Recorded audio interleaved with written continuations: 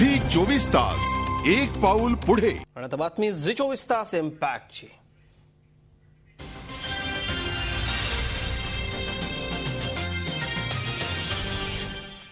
मुंबईतल्या सिद्धार्थ विहार वसतिगृहाला पालकमंत्री जयंत पाटील यांनी भेट देऊन पाहणी केली आहे। या हॉस्टेलच्या नूतनीकरणाचा प्रस्ताव तातडीने तयार करणार असल्याची माहिती देखील मुंबईचे पालकमंत्री जयंत पाटील यांनी दिली आहे। हॉस्टेलची दुरावस्था झाल्याचं वृत्त झी मीडियाने दाखवल्यानंतर राष्ट्रवादी काँग्रेसने याची दखल घेतली।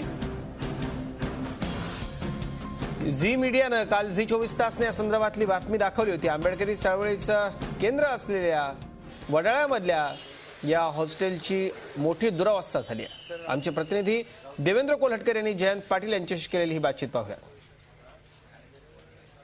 दलित चळवळीचं एकेकाळी सगळ्यात मोठं केंद्र म्हणजे वडाळ्याचं सिद्धार्थ विहार हॉस्टेल।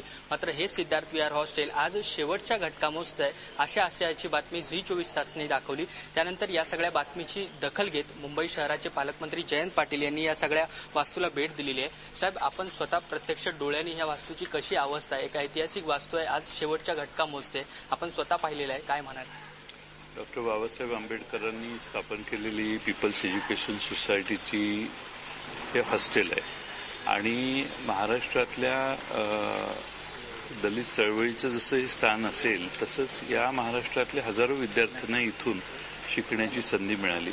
विचार चालू आहे, काही मदत करून ह्या सगळ्याच व्यवस्था सुधारायच्या अशी त्यांची भूमिका आहे आणि पालकमंत्री या नात्यानं राज्यस्तरावर आम्हाला काय करता येईल किंवा जिल्हा स्तरावर काय करता येईल याचाही निर्णय आम्ही लवकरात लवकर इथं इंजिनियर पाठवून इथली वास्तू दुरुस्त कशी करता येईल, सगळ्या खोल्या आणि सगळीच व्यवस्था पुन्हा उत्तम कशी करता येईल आणि आणखीन 40-50 वर्ष कशी टिकेल यासाठी पावलं टाकू। वास्तू पीपल्स एज्युकेशन सोसायटीच्या अंतर्गत येते, तर आपण काही पुढाकार घ्याल का ह्या सोसायटीमध्ये जे गदारोळ चालू आहे ते कुठेतरी दूर व्हावं म्हणून?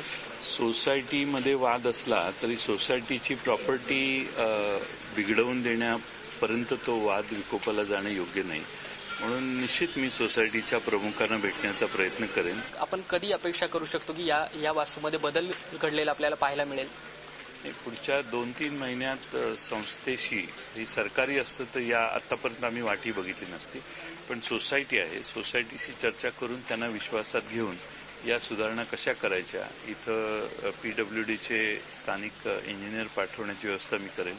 याला सुधारण्यासाठी आणि वास्तू पुन्हा चांगली करण्यासाठी किती खर्च येईल याचे एस्टिमेटही काढण्याची व्यवस्था करू आणि त्यानंतर मग तो खर्च कशा माध्यमातून करायचा याची विचार सोसायटीशी बोलूनच करावं लागेल। धन्यवाद सर, आमच्याशी सगळी बातचीत केल्याबद्दल। शासकीय पातळीवरून या सगळ्या जो बदल घडवायचा आहे त्या सगळ्याची दखल घेतली गेली आहे आणि आपण पण अपेक्षा करूया की लवकरात लवकर हा बदल घडेल आणि जे तळागाळातील विद्यार्थी या वास्तूमध्ये शिकायला येतात आहेत त्यांना पुन्हा एकदा नव्याने हे वसतिगृह इथे बांधले।